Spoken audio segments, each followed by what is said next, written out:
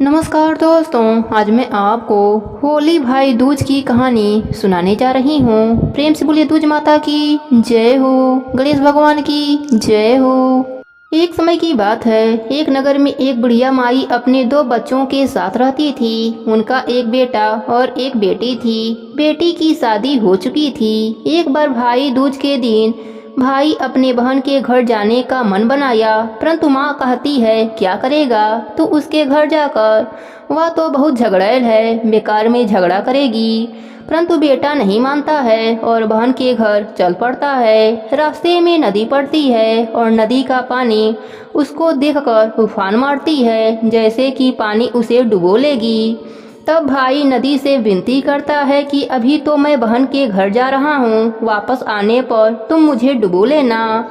नदी मान जाती है। कुछ आगे जाने पर उसे एक सांप मिलता है, वह डसने जाता है। तब भाई उससे भी प्रार्थना करता है कि मैं अपने बहन से मिलकर आऊँगा, तब तुम मुझे डस लेना। सांप भी बात मान लेता है। कुछ आगे जाने पर उसे एक शेर मिलता है। शेर बोलता है मैं तुम्हें खाऊंगा। तब भाई उससे भी प्रार्थना करता है। शेर भी मान जाता है। बहन के घर पहुंचते ही उसने अपने बहन को आवाज दिया। उस वक्त बहन सूत काट रही थी और उसी वक्त उसके सूत का तार टूट जाता है। परंपरा यह थी कि किसी के इकलौते भाई के बहन की सूत की तार टूट जाए तो वह तार जुड़ने तक किसी से भी बात नहीं कर सकती है। अतः उसने अपने भाई के पुकार का कोई जवाब नहीं दिया। भाई फिर दूसरी बार आवाज दिया, परंतु बहन ने फिर से नहीं बोला और सूत जोड़ने में लगी रही। भाई ने मन में सोचा कि माँ ठीक ही कह रही थी, मुझे यहाँ आना ही नहीं चाहिए था, यह तो शुरू से ही बहुत घमंडी है। भाई वापस जाने लगा। तभी बहन का सूत जुट गया और उसने अपने भाई को आवाज लगाई और ना बोलने का कारण भी बताया। फिर वह अपने भाई को भीतर ले गई और आदर सत्कार करने लगी। भाई को कई सालों बाद अपने घर देखकर खुशी के मारे वह अपने पड़ोसन के घर गई और पूछने लगी, यदि अपने प्राणों से भी प्रिय कोई मेहमान घर पर आए तो उसका सत्कार कैसे करना चाहिए। पड़ोसन ने उसका मजाक उड़ाने के लिए कह दिया कि ऐसा करो, तेल का चौका लगाओ और घी में चावल पकाओ। भोली बहन पड़ोसन के मजाक को समझ न सकी और उसने वैसा ही किया। ना तो उसके तेल का चौका सूख रहा था और ना ही घी में चावल पक रहे थे। उधर भाई बोला, बहन मुझे तो भूख लगी है, कुछ खाने को लाओ। बहन ने भाई को बताई कि भाई ना तो मेरा चौका सूख रहा है और ना ही चावल पक रहे हैं। तब भाई ने पूछा कि कैसे तुमने चौका लगाया और कैसी चावल बना रही हो। तब बहन बोली, मैंने पड़ोसन से पूछा कि यदि कोई प्राणों से भी प्रिय कोई अपने घर पर आए तो क्या करें। तब उसने बताया कि तेल का चौका लगाओ और घी में चावल पकाओ। भाई बोला, अरे मेरी भोली बहन, तुम्हारा तेल का चौका कभी नहीं सूखेगा और ना ही कभी घी में चावल पकेंगे। ऐसा करो, पानी का चौका लगाओ और पानी में ही चावल पकाओ। फिर बहन ने ऐसा ही किया। खाना बनने पर सबने फिर खाना खाया। बहन ने भाई को बड़े प्यार से रखा। कुछ दिन रहने के बाद भाई बोला, बहन बहुत दिन हो गए हैं, अब मुझे जाना चाहिए, माँ भी घर पर अकेली है। तब बहन बोली, ठीक है भाई, सुबह चले जाना। प्रातः बहन उठी, चक्की पीसकर लड्डू बनाए और आधा लड्डू अपने बच्चों के लिए रख लिया और बाकी लड्डू रास्ते के लिए भाई को बांध दिया। प्रातः जब बच्चे उठे और वह लड्डू बच्चों को देने लगी तो उसने देखा कि लड्डू तो हरे रंग की हो गई है। तब वह जल्दी से चक्की में जाकर देखती है और वहाँ पर एक सांप चक्की में पिसा हुआ मिला। यह देखकर उसने तुरंत वह लड्डू फेंक दिए और भाई वह लड्डू खा ना ले इसलिए भागती हुई भाई के पीछे पीछे गई। रास्ते में उसने देखा भाई एक पेड़ के नीचे सो रहा था। उसने सोचा भाई कहीं वह लड्डू खा तो नहीं लिया। इसी डर से वह जोर जोर से भाई को बुलाने लगी। भाई उसकी आवाज सुनकर घबराकर उठा। उसने पूछा, तुम इस तरह से क्यों चिल्ला रही हो। तब बहन ने कहा, लड्डू कहाँ है जो मैंने दिए थे। वह झल्लाकर बोला, वह पेड़ पर टंगे हैं, जाकर ले ले। लड्डू को बहन ने झट से पेड़ से उतारकर एक गड्ढा खोदकर उसमें लड्डू को दबा दिया। उसके बाद भाई को सारी बात बताई। भाई ने कहा, बहन अभी तो तुमने मेरे प्राण बचा लिए, लेकिन रास्ते में 3 जगह और मेरी मौत खड़ी है, उससे मुझे कैसे बचाओगी? उसने अपनी बहन को रास्ते की घटना, नदी, सांप और शेर की सारी बात बताई। तब बहन बोली, ठीक है, मैं तुम्हारे साथ घर तक चलती हूँ, तू यहीं बैठ, मैं अपने घर होकर आती हूँ। वह घर गई। घर से अपने साथ कुछ मांस के टुकड़े, दूध और घाघरा चोली ले लिया और भाई के पास आ गई। बहन ने कहा, भाई मुझे प्यास लगी है, मैं अभी पानी पीकर आती हूँ। और वह घाट पर पानी पीने चली गई। वहाँ उसने एक बुढ़िया को बैठे हुए देखा तो वह बोली, माई तुम जंगल में यहाँ अकेली क्या कर रही हो? तब वह बुढ़िया बोली, मैं मिथुना हूँ, यहाँ मैं एक बहन की इकलौते भाई को सजा देने आई हूँ। वह बहन ने पूछा कि उस भाई ने ऐसा क्या अपराध किया है? तब बुढ़िया बोली, अपराध उसने नहीं, उसकी बहन ने किया है, उसने एक सांप को चक्की में पीस दिया।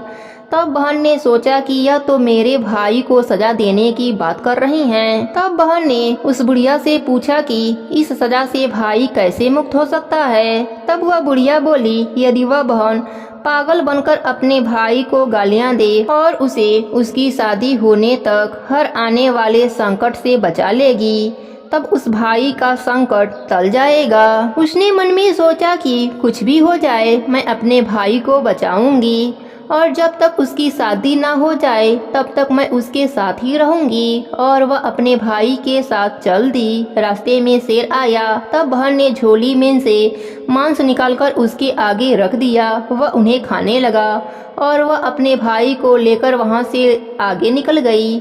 आगे गई तो सांप आ गया। उसने सांप के आगे दूध का कटोरा रख दिया। सांप दूध पीने लगा। कुछ आगे जाने पर नदी सामने आ गई तो बहन ने नदी की पूजा करके प्रणाम किया और नदी को घाघरा चोली भेंट की। नदी प्रसन्न होकर वापस चली गई। इस तरह दोनों भाई बहन घर पर पहुँचे। घर पहुँचते ही वह पागलों की तरह भाई को गालियाँ देने लगी। तब माँ ने कहा कि मैंने तो पहले ही कहा था कि यह तो झगड़ैल है। तब भाई ने कहा, नहीं माँ, रास्ते में तो यह बिल्कुल ठीक थी, अब पता नहीं इसको क्या हो गया है। तभी भाई के लिए एक रिश्ता आता है। तब लोग कहते हैं, यह बहन पागल तो है किंतु भाग्यवान भी है। इसके आते ही भाई को रिश्ते आने लगे। भाई के ससुराल वाले भाई को शगुन का टीका लगाने लगे तो वह बोली कि यह तो पागल है, इसको क्यों टीका लगा रहे हो, पहले मुझे तिलक करो। तब लोगों ने कहा, ठीक है, आप भी भाई के साथ बैठ जाओ। बहन भाई के साथ बैठ गई। जब भाई को टीका लगाने लगे तो वहाँ पर आग लग गई। बहन को तो सब पहले से मालूम था, इसलिए वह पहले ही तैयार थी। वह फुर्ती से आग को बुझा दिया। भाई का एक संकट फिर से टल गया। फिर शादी के कार्यक्रम शुरू होते ही हर कार्य में भाई के साथ रहती और जैसे ही कोई अशुभ घटना दिखता वह उसे ठीक कर देती। जब बारात के लिए दूल्हे का निकासी कराते हैं तो वह बोली, अरे इस पागल का निकासी क्यों कराते हो, पहले मेरी निकासी करवाओ। फिर निकासी के लिए दूल्हा आगे के दरवाजे से जाने लगता है तो वह फिर से रोक देती है, आगे के दरवाजे से क्यों जाते हो, आगे के दरवाजे से तो मैं जाऊंगी, इसको पीछे के दरवाजे से लेकर जाओ। जैसे ही भाई पीछे के दरवाजे से बाहर जाता है तब तक आगे का दरवाजा गिर जाता है। ऐसे ही उसने एक बार फिर से भाई पर आया हुआ संकट टाल देती है।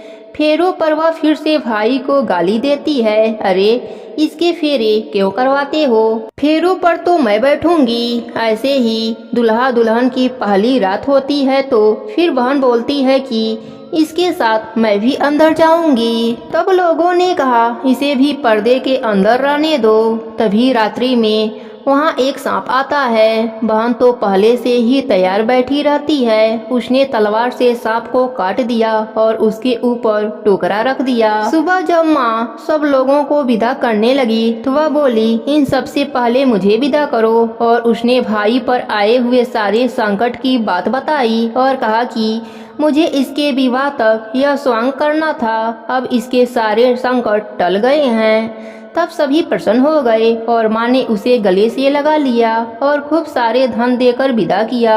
जो भी इस कहानी को कहता है, सुनता है, उसके ऊपर दूज माता की कृपा से हर संकट दूर हो जाते हैं। हे दूज माता, जैसे आपने बहन के भाई के संकट को दूर किया, वैसे ही सभी के संकट को दूर कर देना। सभी पर अपनी कृपा बनाए रखना।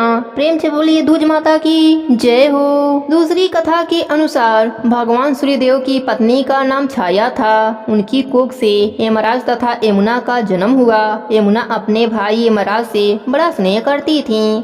वह उनसे बराबर निवेदन करती कि वह उनके घर आकर भोजन करें, लेकिन यमराज अपने काम में व्यस्त रहने के कारण यमुना की बातों को टाल जाते थे। द्वितीया को यमुना ने अपने भाई यमराज को भोजन करने के लिए बुलाया। बहन के घर जाते समय यमराज ने नरक में निवास करने वाले जीवों को मुक्त कर दिया। भाई को देखते ही यमुना ने हर्ष विभोर होकर भाई का स्वागत सत्कार किया तथा भोजन करवाया। इससे प्रसन्न होकर यमराज ने बहन से वर मांगने को कहा। बहन ने भाई से कहा, आप प्रतिवर्ष इस दिन मेरे यहाँ भोजन करने आया करेंगे तथा इस दिन जो बहन अपने भाई को टीका करके भोजन खिलाए उसे आपका भय न रहे। यमराज तथास्तु कहकर यमुना को अमूल्य वस्त्र आभूषण देकर यमपुरी को चले गए। प्रेम से बोलिए यमुना माता की जय हो, दूज माता की जय हो। अब सुनते हैं व्रत को और नित्य नियम को पूर्ण करने वाले गणेश भगवान की कथा। प्रेम से बोलिए गणेश भगवान की जय हो। बहुत समय पहले की बात है। एक गांव में एक भाई बहन रहते थे। भाई बहुत गरीब था, पर उसकी बहन पैसे वाली थी। जब बहन के ननद का विवाह था, तब बहन ने न अपने भाई को विवाह में आने का निमंत्रण दिया, न ही कोई चिट्ठी भेजी। भाई को बाहर वाले से पता चला कि उसके बहन के ननद का विवाह है। भाई ने गांव वालों को बताया। तब गांव वालों ने अपने घर से चुनरी, बिछिया और साड़ी जैसा जिनसे बन पड़ा कन्या के लिए दिया। भाई सारा सामान लेकर बहन के गांव पहुंचा। बहन के घर जाने पर बहन की देवरानी बोली, भाभी जी आपके भाई आए हैं। बहन ने पूछा, कैसे आए हैं और क्या पहना है? देवरानी ने कहा, पैदल आए हैं, फटी पगड़ी फटी धोती पहने हैं। बहन बोली, मेरे ससुर हवेली के सामने दुकान में बैठे हैं, मुझे शर्म आती है। भाई को बोलो पीछे के दरवाजे से आए। भाई के आते ही बहन ने भाई को एक कमरे में बंद कर बाहर से ताला लगा दिया। एक तरफ लड़की का विवाह हो रहा था, आजे बाजे बज रहे थे, अतिथियों को भोजन कराया जा रहा था और दूसरी तरफ भाई को कोई पानी तक पूछने वाला नहीं था। भांजे की बहू को दया आई और उसने दरवाजा खोल दिया। दरवाजा खुलते ही भाई वहाँ से भागा। 2 दिनों से भूख प्यास के कारण उसे चक्कर आने लगे। रास्ते में गणेश जी का मंदिर था, वहाँ जाकर गिर गया। रोते रोते गणेश जी को अपनी व्यथा सुनाई और बोला, आज मेरी गरीबी के कारण से मेरी सगी बहन ने मुझे धिक्कार दिया। घर जाने पर मेरी पत्नी जब पूछेगी कि विवाह से क्या मिठाई लेकर आए हो तो मैं क्या जवाब दूंगा। गणेश जी को उस पर दया आ गई और वह बोले, मेरे बगीचे से ककड़ी और तरबूज तोड़कर ले जा। भाई ने ककड़ी तोड़कर झोला भर लिया और अपने घर गया। घर जाते ही बच्चों ने पूछा, पिताजी बुआ के यहाँ से हम लोगों के लिए क्या लाए हैं? झोला खोलते ही छोटे तरबूज सोने के गेंद में बदल गए। बाकी तरबूज काटे तो उनमें से हीरे मोती निकले। पत्नी बोली, आप बहन के घर से इतना कुछ क्यों लाए? आपकी बहन ने हम लोगों को बहुत ज्यादा दे दिया है। भाई ने कुछ जवाब नहीं दिया। गणेश भगवान की कृपा से उनके दिन बदल गए। भाई का काम धंधा जोरों से चलने लगा। धीरे धीरे गहने बने, रहने के लिए मकान बन गया। पत्नी बोली, ननद जी को बुलाकर लाओ। भाई नए कपड़े नए जूते पहनकर रथ में बैठकर बहन को लेने गया। देवरानी बोली, भाभी जी आपके भाई आए हैं। बहन ने पूछा, कैसे आए हैं और क्या पहना है? देवरानी बोली, रथ में बैठकर खूब ठाट बाट से आए हैं। बहन बोली, मेरे भाई को बोलो कि हवेली के सामने से आए, मेरे ससुर देवर जेठ देखेंगे। भाई का बहन ने खूब स्वागत किया। भाई बोला, मैं तुम्हें लेने आया हूँ। बहन बोली, मुझे भी बहुत दिन हो गए हैं, चलो मैं चलती हूँ। भाई बहन को लेकर अपने घर आया। भाई और उसकी पत्नी ने बहन का खूब आदर सत्कार किया। जो चीजें मांगी सब बनवा कर दिया। बहन बोली, भाई मुझे जूती चाहिए। भाई ने मोची को बुलाया और कहा, मेरी बहन के लिए ऐसी जूती बनाओ जो मुँह से बोले। भाई ने बहन को बहुत सारा धन देकर विदा किया, पर अभी तक वह जूती नहीं आई थी। बहन रवाना होने लगी, तब मोची जूतियाँ लेकर आया। बहन के जूती पहनते ही जूतियाँ बोली, निर्धन भाई की पैसे वाली बहन, गणेश जी का बगीचा नहीं होता तो आज क्या करती बहन। तब भाई की पत्नी ने पूछा, कहाँ से आवाज आ रही है। भाई ने कहा, सुबह का समय है, कोई जीव जंतु बोल रहा होगा। भाई ने घोड़े गाड़ी को जल्दी जाने को कहा। बहन के जाते ही पत्नी जिद करके बैठ गई कि जूतियाँ क्या बोल रही थी। पति ने अपनी पूरी आप बीती सुनाई कि कैसे बहन ने मुझे 2 दिन भूखा रखा, कमरे में बंद कर दिया। भांजे की बहू ने दरवाजा खोला, तब मैं बाहर आया और गणेश जी के शरण में जा पहुँचा। गणेश जी की कृपा से हमारे दिन बदले हैं। उसने अपने पत्नी को सारी बात बताई।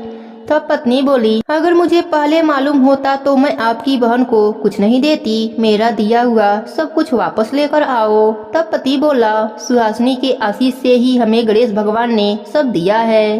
अगर वह मुझे भूखा प्यासा कमरे में बंद नहीं करती तो मैं गणेश भगवान के मंदिर में क्यों जाता? क्या मैं गणेश भगवान को अपना दुखड़ा सुनाता?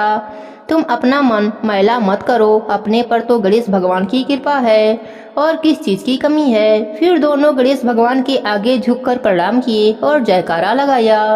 हे गणेश जी महाराज, जैसी कृपा आपने गरीब भाई पर करी वैसे ही अपने सभी भक्तों पर अपनी कृपा बनाए रखना। प्रेम से बोले गणेश भगवान की जय हो, दूज माता की जय हो।